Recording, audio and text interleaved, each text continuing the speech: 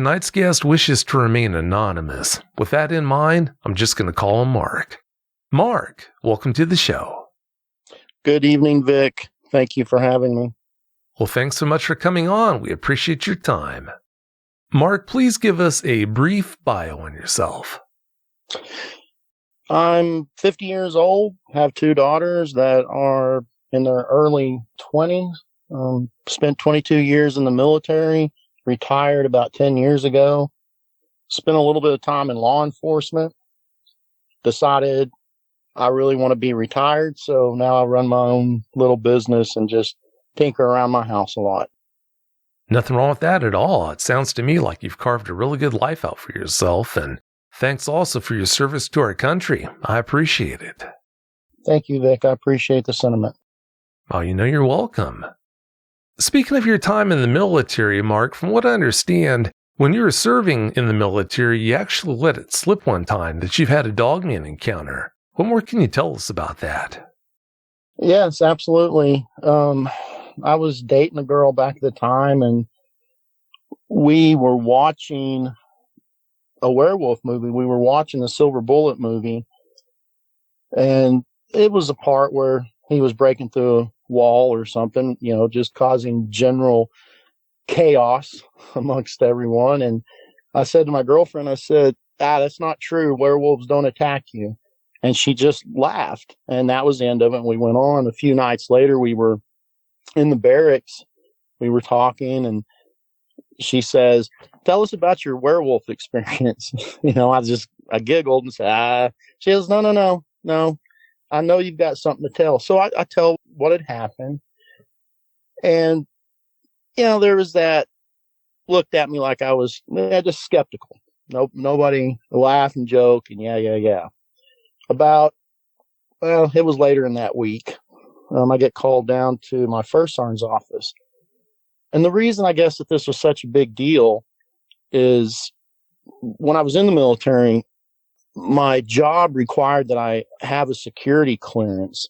It was a top secret with an identifier, but it's nothing secret squirrel or anything like that. It just happened to be the job that I had, which required that security clearance.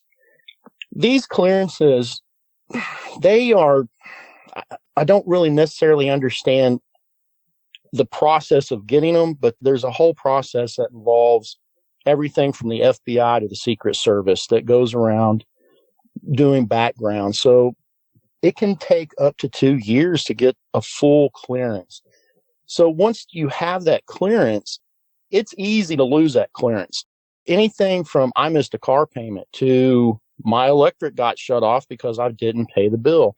Anything can cause you to lose that clearance. So anyway, I was called down, and First Sergeant says, "Hey, there's a rumor going around that you had a werewolf experience." And I knew right off the bat, hey, be careful what you're saying here. I was trying to say, look, Top, no, we were drinking. We were having a good time. I was just spinning yarn. We were just telling stories. So he kind of poked and prodded a little bit, and he was convinced, okay, so you're just telling stories. And it had to have been close to 30 years ago. And other than trying to tell my girlfriend one time, maybe a year or so ago, I've never spoke of it again. I did not want to take that chance. Can't say I blame you. Yeah, that was pretty close to you losing that clearance, all because your girlfriend decided to bring that up at a very inopportune time. That's not good. She was a very inopportune woman. Yeah, sounds like it. And you just mentioned that your commanding officer's name was Top. Have you ever listened to episode 319 of the show, where Big Mo came on and talked about his Dogman experience, and his commanding officer was Top? His name wasn't Top. That's the military's jargon for the first sergeant. He's the senior enlisted within the company, so his nickname is Top. Instead of saying first sergeant, you say, "Hey, Top." Oh, I see. Well, thanks for clearing that up for me. I was starting to wonder. Oh, yes, sir. Mark, you were a kid of the 70s and 80s. How would you sum up how it was different growing up back then compared to what it's like now for kids, present day? Night and day. I mean, a telephone was something that was attached to the wall, and your grandma stayed on it whenever she was talking to the neighbors or whatever. There was no phones. There was no internet. There was you and outside. Inside, we avoided because that's where adults lived. You stayed outside the house. You stayed in the yard. You did things on your own. These kids nowadays, it just, and I'll use, and this isn't derogatory or negative, I'll use my girlfriend as an example. She's 2 years younger than me, and she is just a helicopter parent, hovering over everything. And I laugh and joke with her, and I tell her, I said, if I had to estimate my childhood, I would almost bet 90% of my childhood was unaccounted for when it come to adult supervision. So we were just everywhere. And my grandparents, they owned 667 acres. We had a farm, doesn't work today. So we were everywhere. And we had a river that ran through the land, and we were all over. We were everywhere but the house. We were everywhere but under a parent's nose. And like I said, obviously the internet wasn't around, so there was none of that. Any type of information we needed, you went to the library. I come from a town that's so small that even in the mid-'80s, we still had a malt shop in the town we lived in at the drugstore. We had the drugstore where people picked up their prescriptions, and we had a soda jerk there, the owner, obviously. So we spent a lot of times there. When the times that I did spend in the city with my cousins or my friends, if you wanted to know where all the kids in the neighborhood were, you went out and looked for all the bicycles in the front yard. That's where the kids were. So as far as the difference between growing up then and growing up now it's almost to the point of growing up on two different planets. Isn't that the truth? Yeah, it really was a different time back then, but so many things have changed. I mean, we could do a whole show on that. That's right. The world is getting smaller and smaller and smaller. It is. Yeah, it definitely is. If you'd like to be able to listen to the show without ads and have full access to bonus content, that's an option. To find out how, please go to dogmanencounters.com/podcast. The encounter we're going to talk about tonight, Mark, happened on your grandparents' property. You just told us a few things about it, but what more can you tell us about it? I come from the Ozark Mountains, the foothills of the Ozark Mountains. You have to go a little bit north to get into the full Ozarks, but it's full of hills. It's full of woods. I would say less than 100 acres of that property was actual pasture land, and that was just the stuff around the house. The rest of the woods, the cattle and stuff would stay there. One of the things about it, when I was very, very young, my grandfather had taken me out. I was about 10 when he passed away. So this would have been the late 70s. He took us out. He took me out. He took me into this place. And to this day, I've tried to find it, and I can't find it. But I know it's there because I've seen it.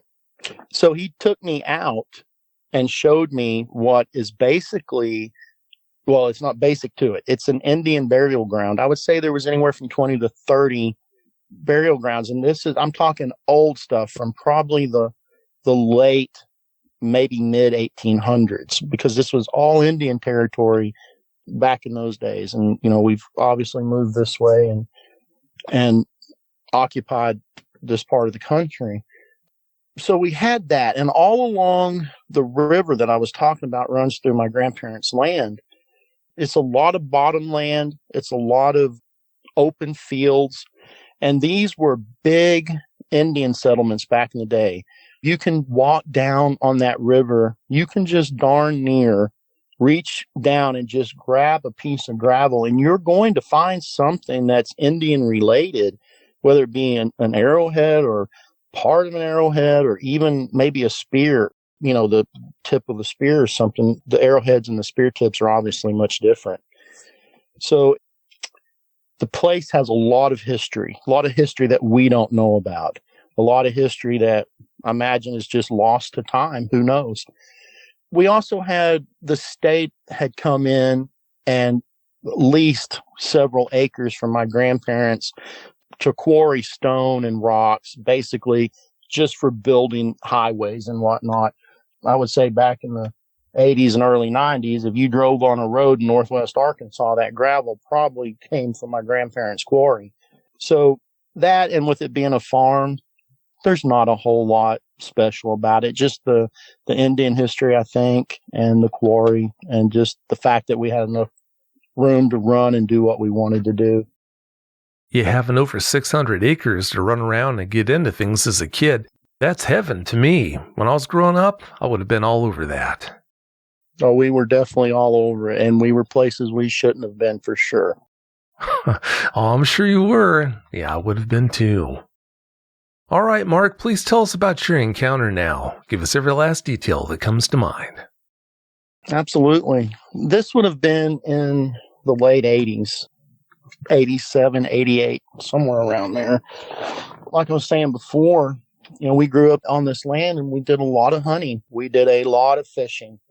And during the summers, one of the things that we would do is we would go down, and on the river, we would set what's called a trot line or drop lines, jug lines, things like this. And if you're not familiar with a trot line, it's a line. It's a nylon line that you run across the area that you want to fish, and you bait it with whatever you're baiting it with, whether it be other little perch or liver or whatever it is that you're going to bait it with. And you throw it down, and it's good for catching catfish. So we had run these lines, and during the summer, this was a daily thing. We spent our lives on that river. We spent almost every minute we had in the summer on that river.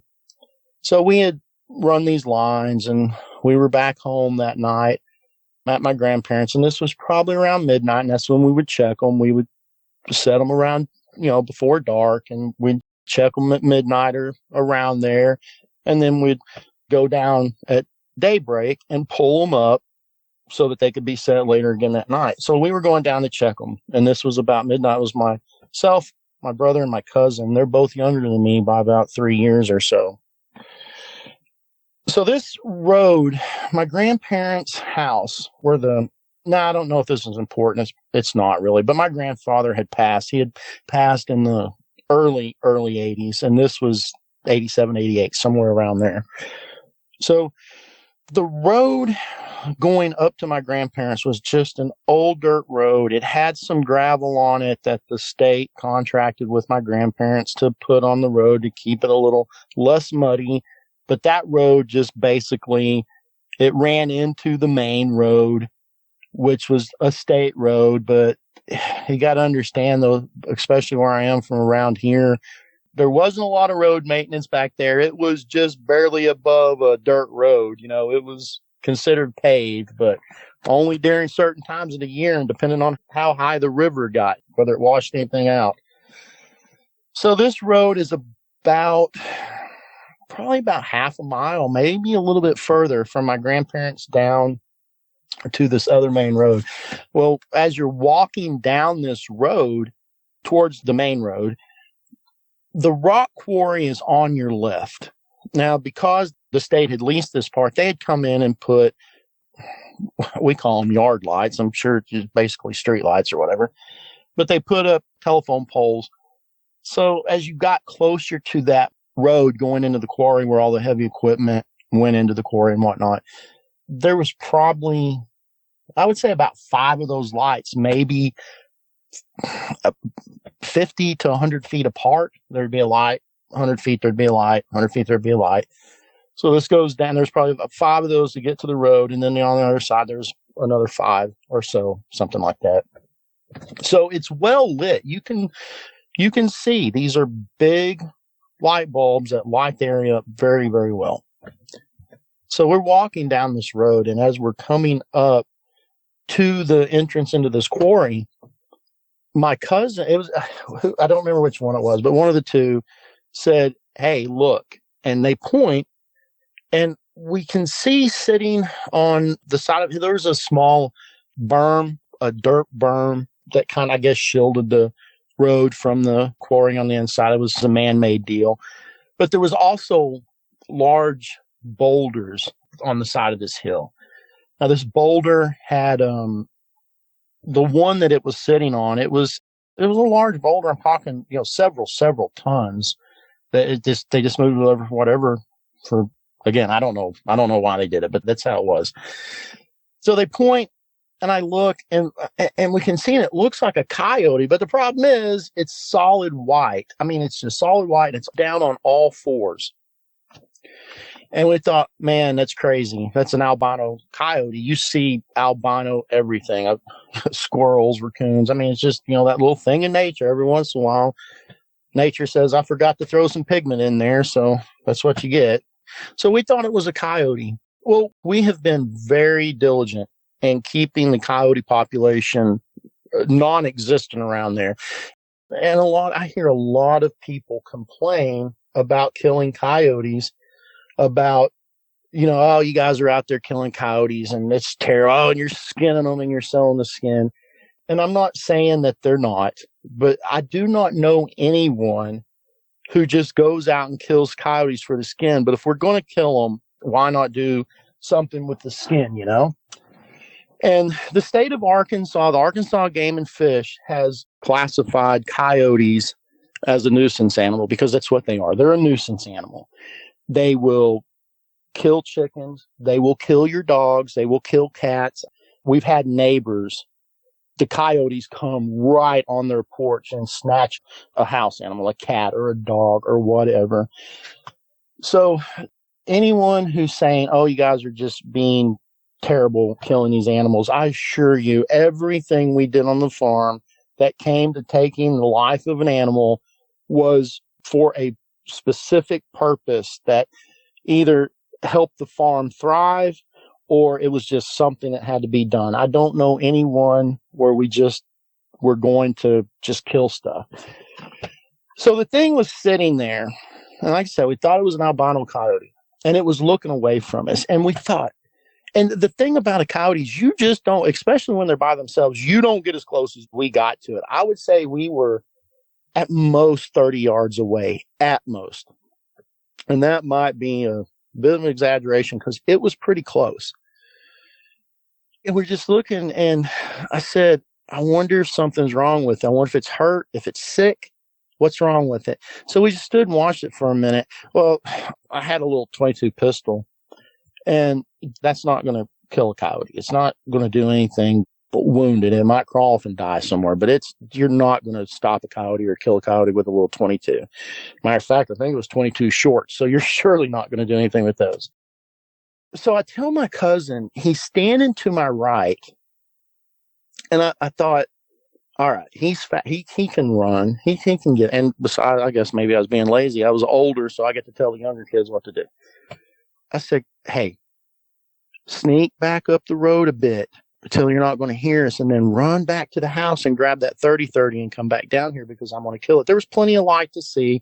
So run up there and grab that, run in the house, grab the 30-30 and get back down here. And, my line of thought is that thing, something's wrong with it. It's just going to keep sitting there. I barely finished that sentence. I mean, barely finished that sentence. And that thing just turned and looked. I want to say it snapped its head. It just looked. It turned and just looked right at us. And the thing about it, once it looked at us, you knew it wasn't a coyote. The second you looked at it, it's like, that's not a coyote because it had a short snout. The snout was there, but it was kind of short. I guess maybe I would, not like a German Shepherd, maybe like a pit bull or something like that. It just wasn't real long. But it had the big pointed ears like a German Shepherd up on its head. That's the best I can describe it. It just had that short snout. It didn't, you couldn't see its teeth or anything.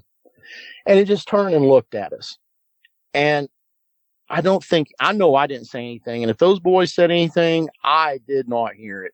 I was just locked looking on this thing. And it's staring at us. And I cannot tell you how much time went by. It might have been a second. It might have been a minute. I don't know. But it felt like an eternity in my mind, I guess.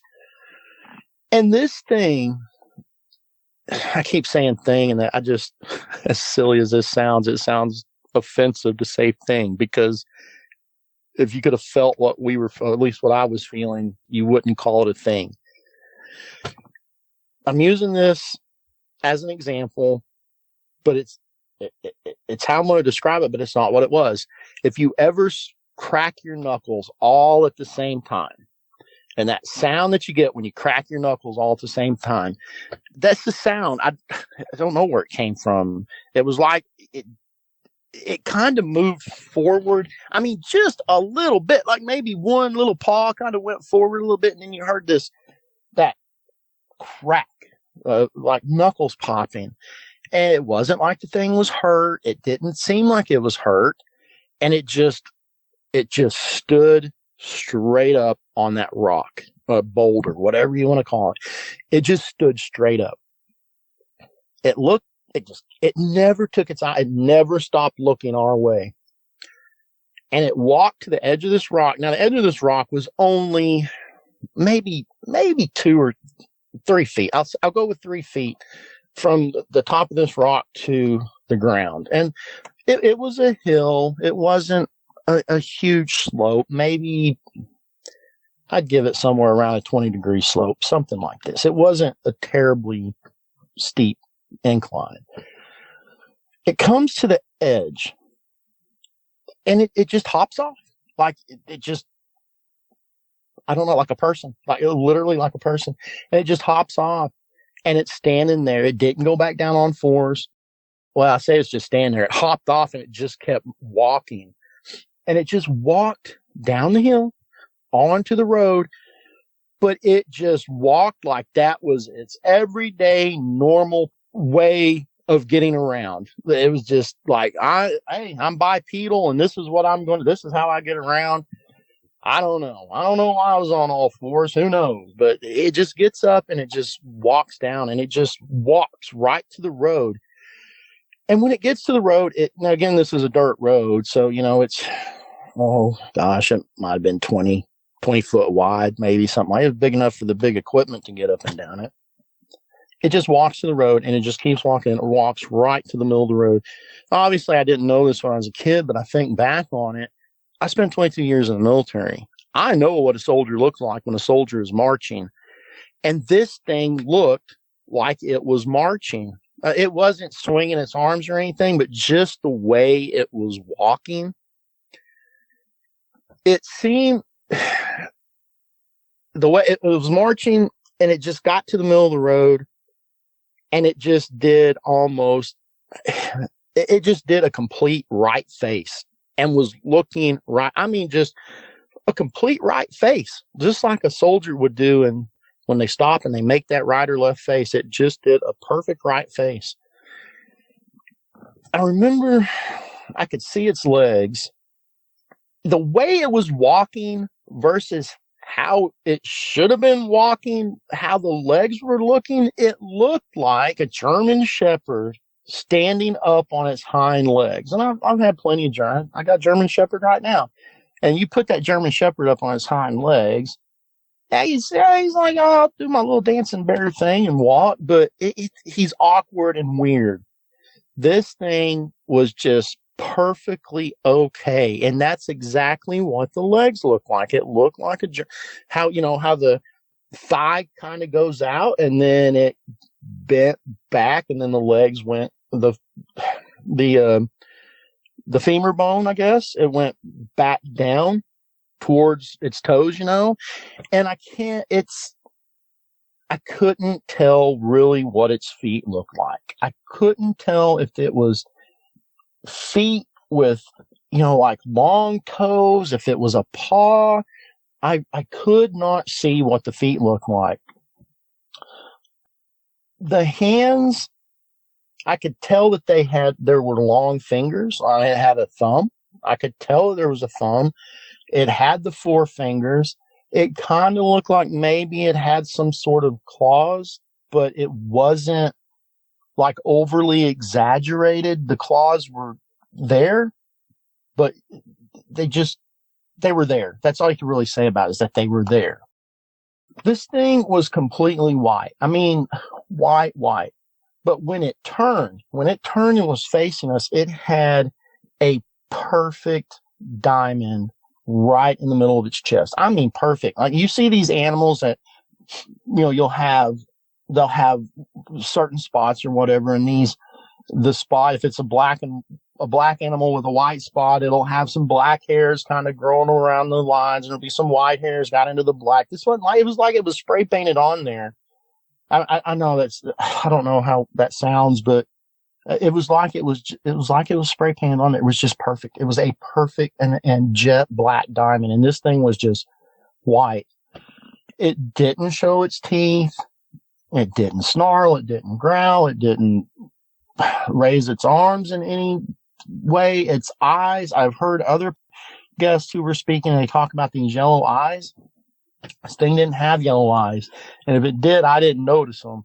They looked human. I mean, this thing, when it stood there and was looking at us, it was like the thing was trying to speak. I mean, it was almost like, I'm going to say something, stand by and wait for it. That's just how that feeling had. And there was I need to back up and say that when that thing came down, there was no fear. Like, there was absolutely no fear. At least for me, I had no fear of this thing. I wasn't like, oh man, this thing's going to turn and it's just going to get us. There was no fear. There was a familiarity there. And I know that sounds crazy. Oh, I don't know how it sounds, but it was like I knew the thing, like, well, maybe not know it, but there was something there. It's like, it just seemed familiar. And it just stood there, and it all it did was look at us. It just stared at us. And a few days later, after, I think it was the next day, and my brother and I were talking, my cousin as well. And I told him, I said, hey, look, basically it's like that thing, it was like it never took its eye. It's like it made eye contact with me. My brother says, yeah, it's like we had eye contact. Well, that's not possible. It can't be making eye contact with all three of us at the same time. But my brother and my cousin are both saying, yeah, it was like it was looking right in my eyes.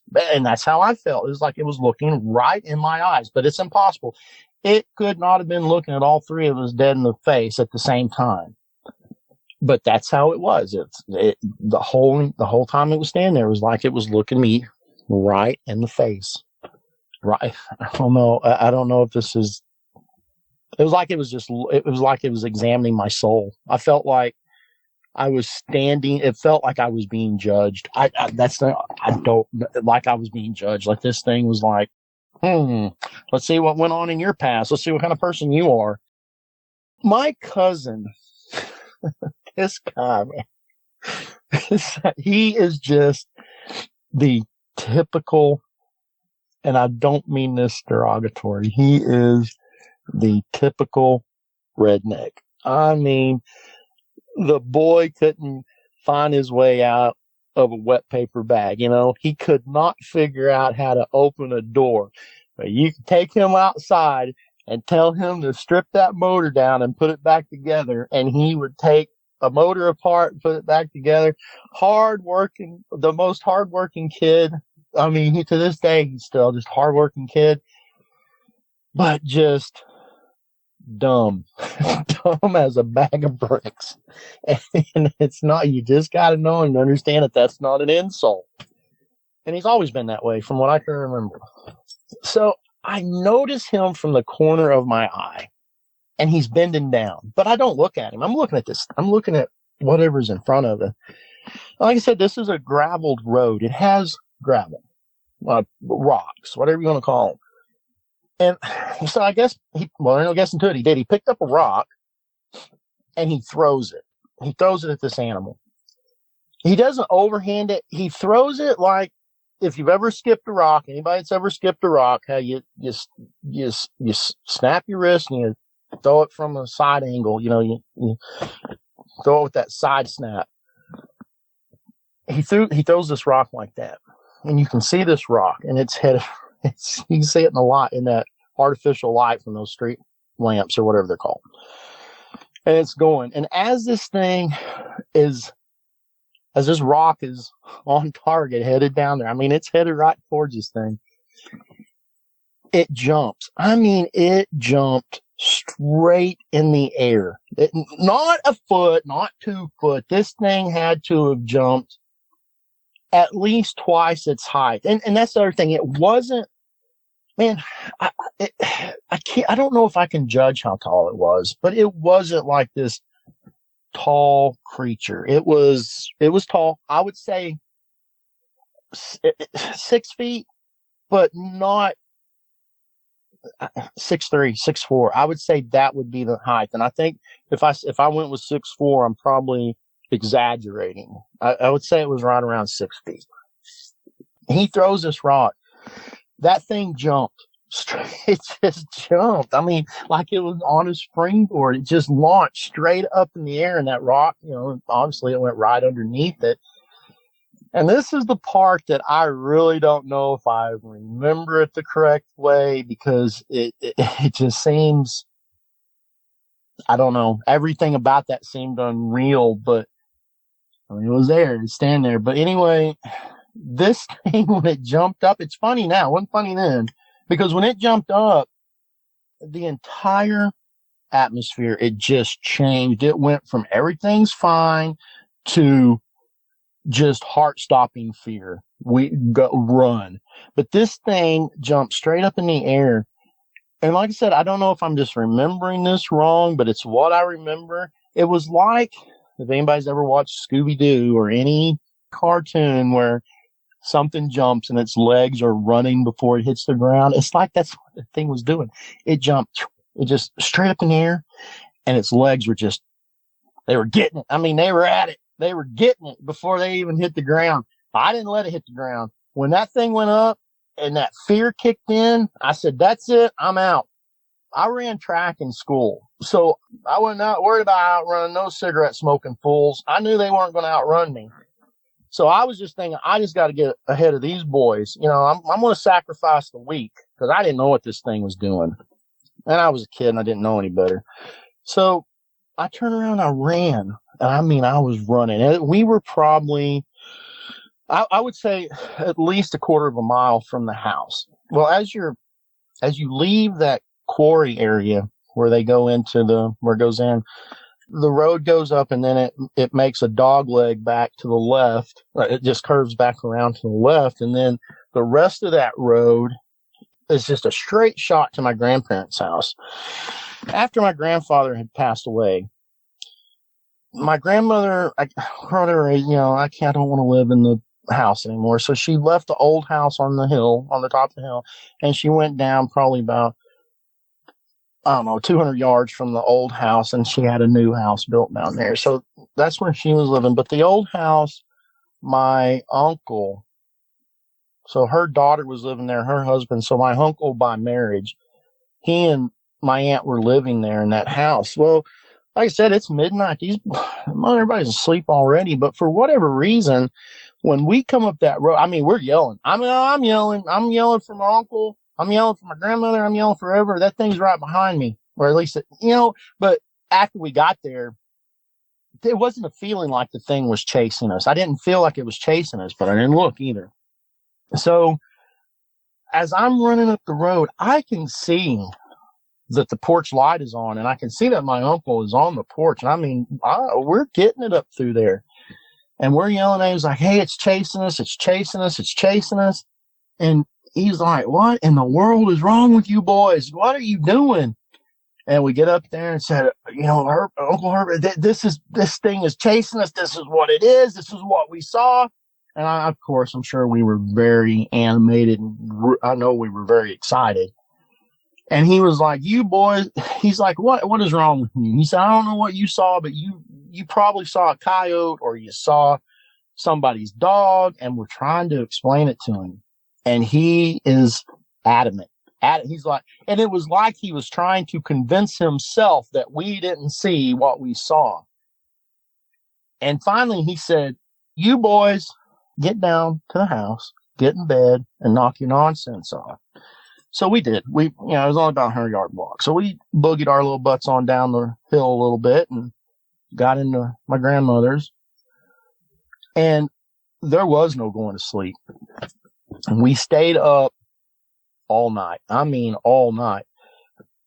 And when our nearest neighbor might be probably further, but a minimum of 3 miles.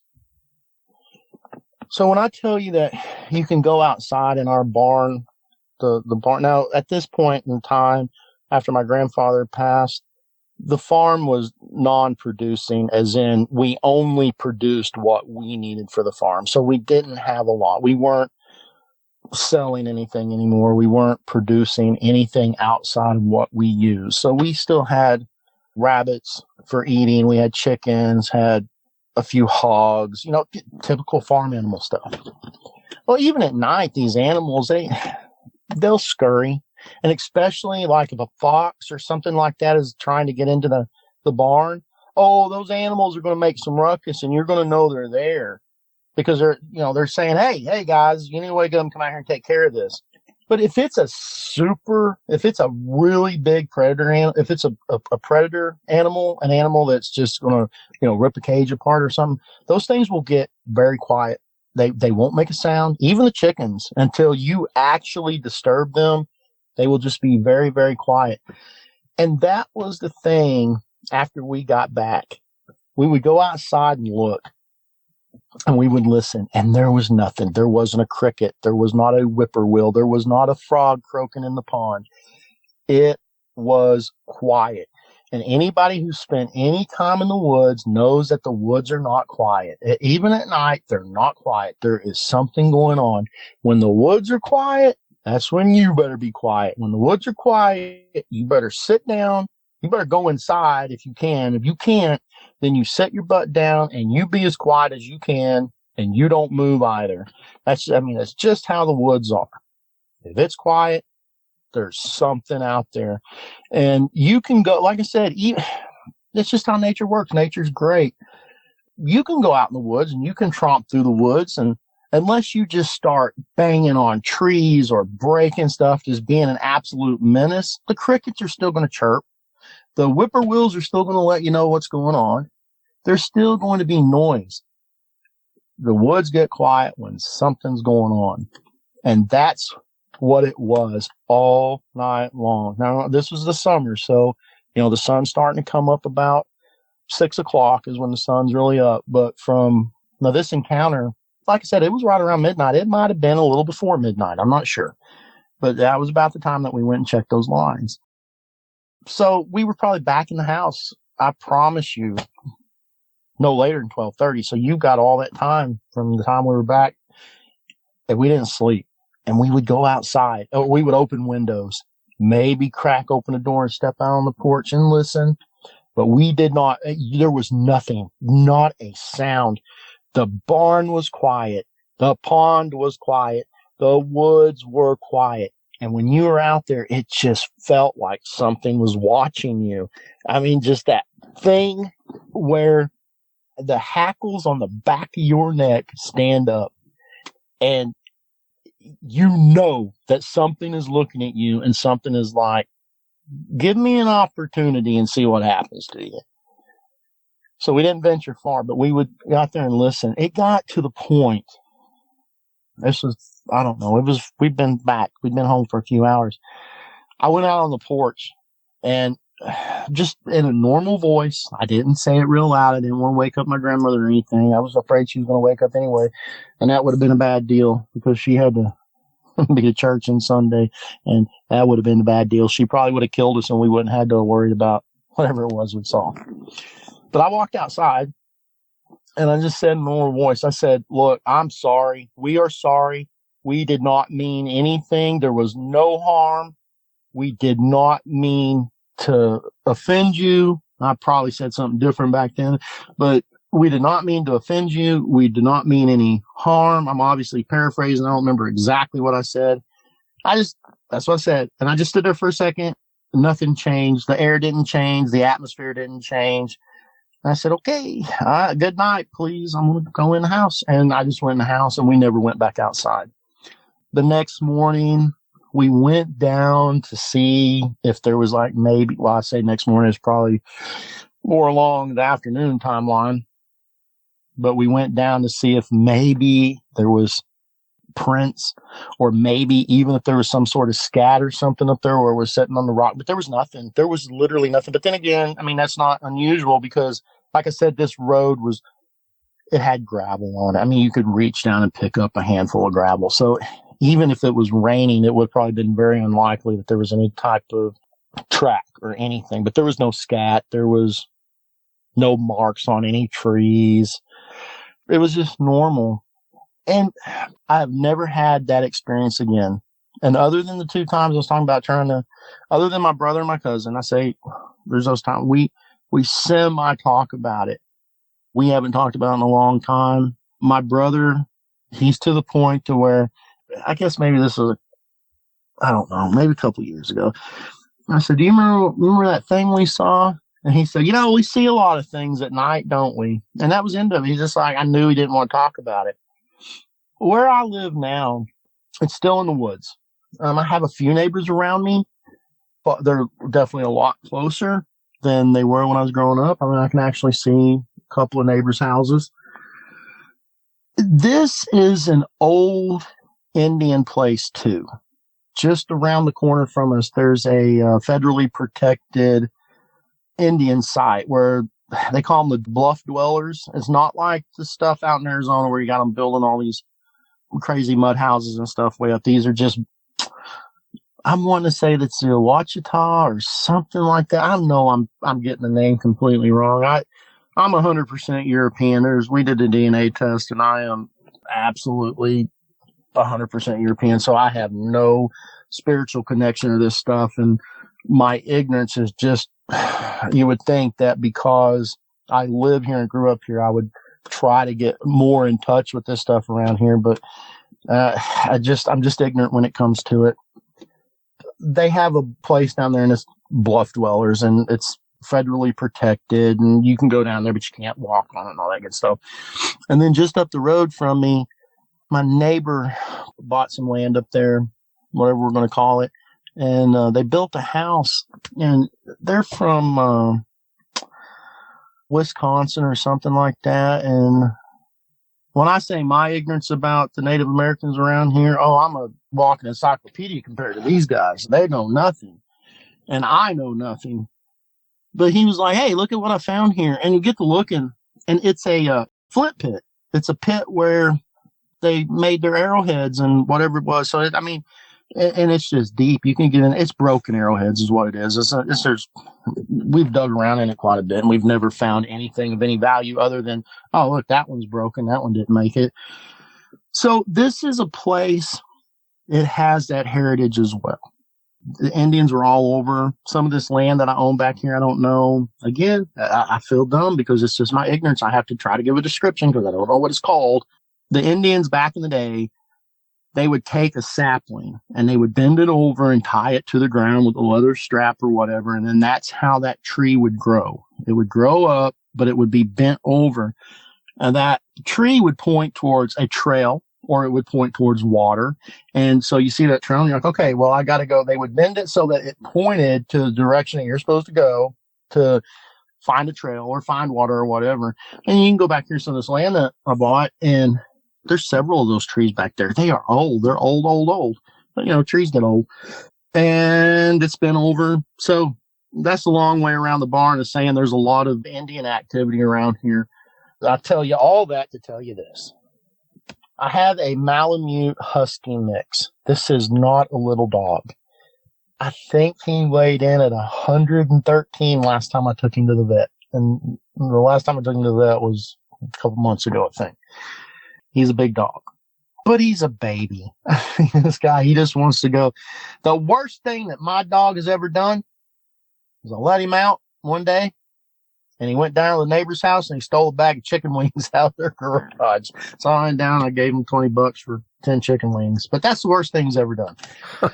This dog does not want to be in the house. I mean, he does not want to be in the house. So I'll let him out. Mostly I'll let him out at night. because we're getting a lot of people that are moving in here, and they're coming from other places, and they just don't understand that dogs run around here. So they like to complain. So I've got to where I'm letting him out at night, and this has been going on for about 2 years or so. Some nights you come out here, the crickets are chirping, the night's just being beautiful. The animals are doing what they do out here. Possums are running around the yard, and raccoons are tearing up your trash can. Yeah, it's just normal stuff. And I let Forrest out, and he goes and he does his business, and he comes home a few hours later. There are some nights I will walk out here, and it'll be quiet, and it's just like that quiet from when I was a kid, when that experience happened. It's just like that quiet. And I'll say, Forrest, you want to go outside? And he is like, no, I'm good. You know what? Hey, yeah, you know what? I got to go pee, but I'm going to do it right here in front of the bush. And he'll come out, he'll do his business, and boom, right back in the house. And you walk out here, and like I was saying, it's just that feeling that you have of when I was a kid, when all that stuff happened. You're just like, man, something is out here. Now, it could be coyotes. We have a lot of coyotes around here, but it feels different. I don't know how to describe it. It just feels completely different. When we were talking before, I never had, because like I said, until my bonehead cousin threw that rock, there was no fear about this thing. We weren't worried. We weren't scared. But when he threw that rock, the fear set in. So, like I said, this old girl that I was dating when I first went in the military, we're laughing about the silver bullet part. And I'm like, that's just not how it is. And I always just thought like that. The werewolf movies, I didn't see American Werewolf in London until, my gosh, I think that movie came out in like 81 or 82. And I think I saw that in like 95 or 96. My grandparents are Catholic. I was raised Catholic. There's no room for nonsense. There's no room for fairy tales and things like that. And there's sure no room in her house for any of those types of movies. So I was never really allowed to watch that stuff growing up. And I'm Catholic too. I'm a very devout Catholic. So I'm poking at her, but I'm not poking at her. When she said, nah, you're not going to have that devil stuff in here, and she meant it. And so I was never allowed to watch that stuff. But you watch those movies, and I always thought, I'm like, man, and I had no reference to a Dogman. I had no idea what a Dogman was until it maybe 2 or 3 years ago. And I think I saw a couple of movies, and they made reference to the Dogman or whatever. And then somehow, and I'm sorry for this, but somehow I stumbled across your podcast. I wasn't looking for it, but somehow I stumbled across it. And I try every night to listen to an episode. My point is that until I started listening to your episode, I never believed the I still was like, oh, we definitely saw a werewolf, because that's what we thought. That was the only reference I had until we got to the Dogman, where I was like, okay, what's this? But I always was like, man, this is crazy. I don't understand how this works. But my only reference was a werewolf. So I would watch these movies, and I was like, that's just not how it is. Those things are not violent. They do not attack you. They do not come after you. So I was under this belief for a very long time, up until just a few years ago, I think. And I listened to episode 90 and 91, and that's when it was episode talking about these attacks. And I thought, man, that is crazy, because obviously if somebody is attacked and killed, they're not going to be able to tell that story. So the only stories you're going to get out of people that survive it or just have the encounter or whatever. And it really started resonating with me. Wow, we might have been very lucky that night. We might have been like, that thing just wasn't hungry, or that thing didn't want to hurt. If it wanted to hurt us, there is no doubt if that thing wanted to chase us and catch us, it would have had us. And it would have had us well before that dog leg in that road, because we were a good quarter mile from that house. And I'm sure it could have just tore through all three of us. But again, we did not have that fear. At least I didn't have that fear. I'm at a loss. I'm really at a point where I'm trying to understand. I know what I saw, even though people tell me, you're crazy. You didn't. Well, the few times I've told it, so I can't say that a lot of people, but my uncle, when he said, you boys are crazy. What are you doing out there? What'd you get a hold of? I'm at this point to where I am trying to understand what in the world I saw. If this thing is dangerous, if this thing is just, I don't know. I don't know. I'm just confused, but I guess that's basically the sum of my encounter. You hadn't heard about Dogman back when you had that experience, but had you heard about Sasquatch back then?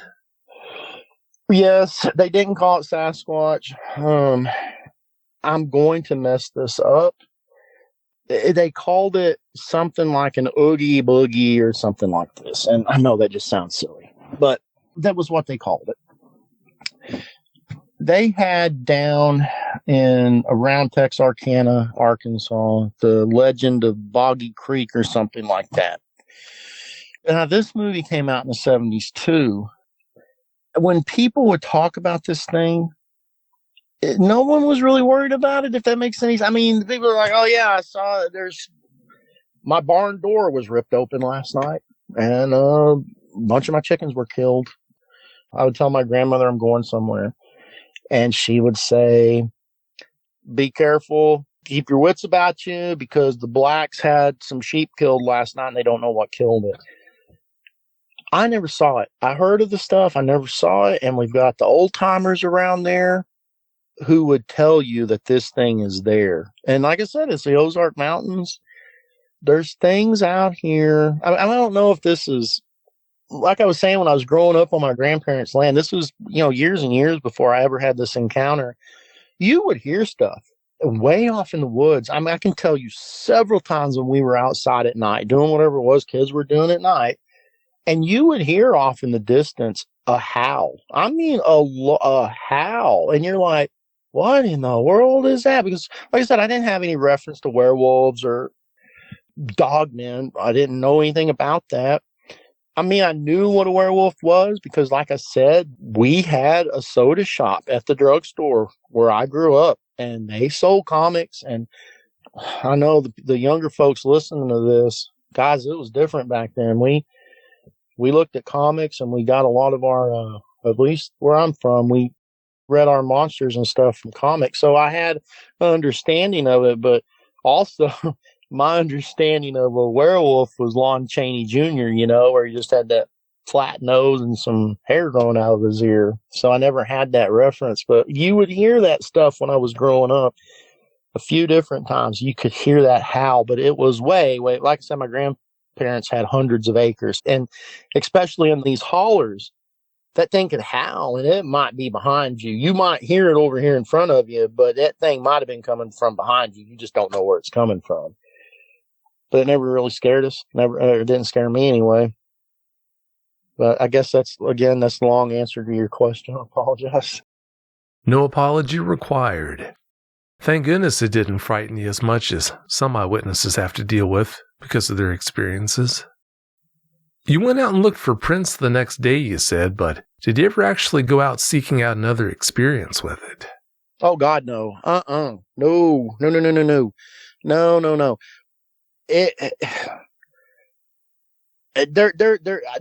I guess that's the short answer, no. And when we did go out, see, I can't really call these experiences because, like I said, we live out here, and people will tell you, will tell Game and Fish, I saw a panther, and they are like, you are crazy. There's no panthers around here. But I'm telling you, there are. Our dogs have treed them.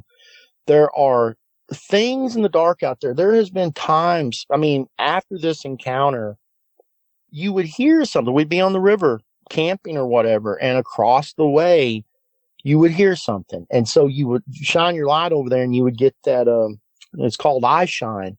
You'd get that eye shine, and you're thinking, man, that thing, whatever that is not little.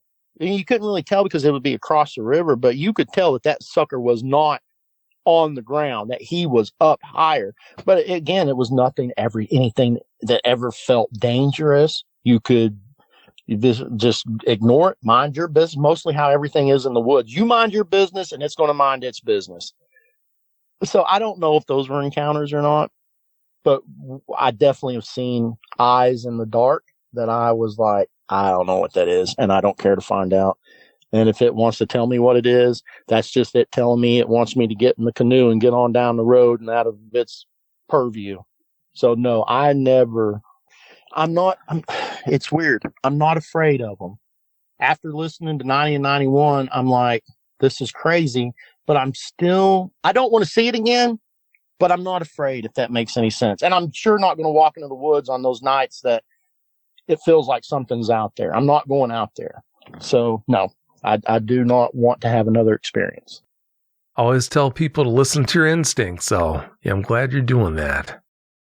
You described it as having a white coat mark, but what kind of condition was its coat in? It seemed clean. And again, I don't mean to offend anyone. When you kill a coyote, you know that it's been sleeping in a den. You know that it's just full of dirt. It's just dirty because that's what coyotes do. They sleep in the den. And they're brown. The color of a coyote, they're just brown. And you can still see that dirt on them. This thing, it was just like, it was snow. It was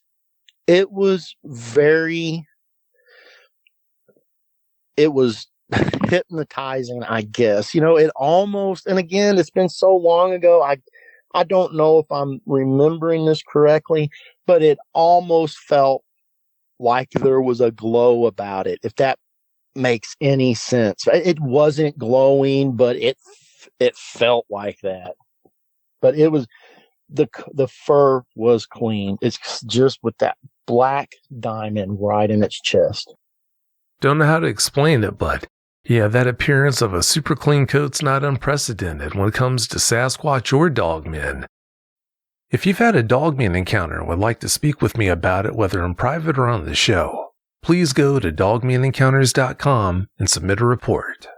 If you've had a Bigfoot sighting and would like to be a guest on one of my 2 Bigfoot shows, please go to mybigfootsighting.com and let me know. Did you ever see a tail on it?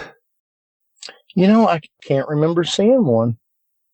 I would think that if it had a tail, that would have been something that would have stuck out. But again, I can't. Those eyes, when it looked at us from that rock, it was like you were just locked on it. From the time that it stood up, you're just looking at it. I mean, I remember the legs and I remember the arms because, like I said, it's that thing where you're like, how is that thing moving so fluid? It's like, that just looks normal. But I can't tell you if it had a tail or not. I'm going to go with, if it did not have a big one, because I'm positive I would have noticed it. It would have really stuck out. So I'm going to go with, I don't know. No, I believe you. If it did have one, I bet you would have noticed it. Considering the way it moved, almost as if it was marching, do you think that lends credence to the claims some people have made about them being government experiments? I don't know. I don't know. It's, I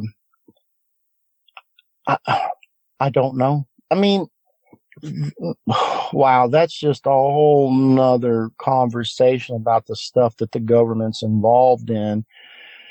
The fact that it felt so intelligent, it tells me that it makes me feel, I'm going to say it tells me, that's not true, but the fact that intelligence felt, that it felt intelligent, I think, the military trains dogs, the military trains German Shepherds and every other dog to do all kinds of stuff that you wouldn't think a dog was smart enough to do.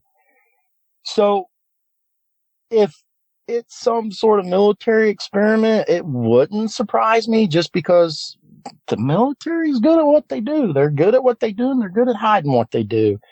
The only reason I wouldn't think that that's a military experiment is, like I said, I'm in the Ozark Mountains. The nearest military base to us is Fort Chaffee, which is around Fort Smith.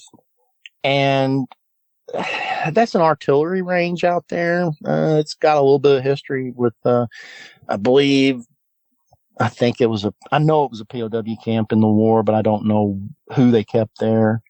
There was some stuff that went on with Cuba, but I don't think they could hide that type of stuff at Fort Chaffee. I don't think they have the ability to be clandestine there. So if that came from somewhere, if that's a military experiment, it has to come from a much larger facility, and I would not understand how or why it would be in this area. How far is Fort Chaffee from you? Oh, Fort Chaffee is, as the crow flies, 100 miles. That seems like a good distance, but not for a Dogman. So, does make you wonder. Yeah, that's the perfect point. For them, yeah, and I don't know how fast they move. This thing was very deliberate in its movements. It was very fluid. And the time it took to walk from that rock down to the road, I bet it took it 30, 45 seconds to walk. And it's only walking maybe, gosh, I don't know. I'm going to say 50 feet. Yeah, that wouldn't take it any time to walk that distance. When you factor the good view your uncle had of the three of you boys as you ran back to the house, Mark, how sure are you, or aren't you, that he didn't see that Dogman? I'm not sure. I am not sure at all. I didn't feel that it was chasing us. Again, I didn't look back. So it may not have been chasing us. And if it was, it did not want us. But the thing that was very curious about my uncle, I don't know, I'm not sure how to articulate this. When he was telling us we didn't see anything, he was telling it like he was trying to convince himself that we didn't see anything. There's just a lot that goes on out there. Well, I say out there, talking about my grandparents' place, but I mean in the area in general. You mentioned the Sasquatch deal earlier, and that was really just a thing that nobody talked about. I mean, it was like, oh yeah, so and so, this might have happened, but boogie boogie or whatever they were calling it. I don't know. I don't remember, but it was just something they didn't talk about. A lot of people seemed very, very sensitive when it came to talking about anything that could be considered supernatural. Back then, the word cryptid, I learned that word from your show, and that's only been, within the last probably year or so. So the word cryptid, as far as I know, was nowhere around. So anything that fell out of the norm of everyday life was absolutely considered something from the devil. Like I said, my grandmother was Catholic, so everything was the devil. And then the people around, most of the people, it was hard for us. It wasn't hard, but it was different for us because we were the only Catholics in the area. Around here, you've got Protestants and Southern Baptists, and man, you can just throw a dart and probably hit a name on a dartboard, and that they've got that religion around here. And it was Sunday church. Even though we weren't Baptist, we went to Baptist meetings, or whatever it is the Baptists call it, the Baptist stuff, where it was church in the morning and fried chicken in the afternoon, and everybody got together. And that's just the way it was around here when I was a kid. So anything that was outside the purview of God or what God does that's good and religious, it was automatically the devil. So we didn't talk about it. Yeah, that didn't help. Although, thank goodness you weren't traumatized by the experience, because if you had been traumatized by it and needed a lot of help getting over it, not being able to talk about it would have made it just that much worse. Right. And I guess it's, again, a lot of people they laugh and joke about us Gen X kids. And I don't think they understand how on point we were. A Gen X kid, we had 13 different ways to get blood stains out of our clothes so that grandma didn't know you got blood on your new clothes. So there's not a lot that really phases us. And the fact that when there was any type of trauma in our life, It was just like, are you breathing? Yeah, I'm breathing. Okay, then you're fine. Get away from me. Go away. So even if there had been some sort of real emotional trauma, I think they probably would have just been like, yeah, you're fine. Stay out of grandma's special cabinet there on the bottom. It definitely was a different time back then, so no, I understand what you're saying. Well, it's about time for us to get out of here, Mark, but before we do you have any closing comments you'd like to share? I guess what I would say, in respect to everything that's going on, if I had not had this encounter myself, I would be one of the biggest skeptics. I would probably not believe this stuff. And even though I can tell you it really did not have that big of an effect on me, I still went hunting, still went fishing, camping, all that stuff. I was a little more cautious. Things in this world that we encounter, it may not have a total impact or any type of impact on you as an individual, but that same incident, that same situation could be absolutely paralyzing for another person who has gone through that. If there is anyone who is saying, I don't know what I saw, I don't know how to handle this, I absolutely encourage you to get in touch with Vic. This man, he's very, very in tune to helping with what's going on.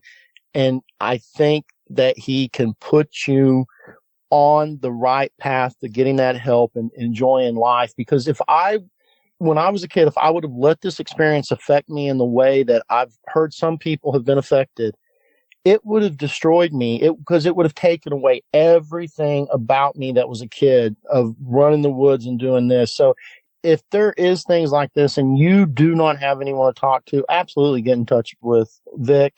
And I'm not going to go any further than that because I'm not capable of speaking for this man, but he is someone that you should get in touch with. Well, thank goodness that experience didn't ruin you, and thank you for the kind words, too. Having said that, Mark, thanks again so much for your time, and have a great night.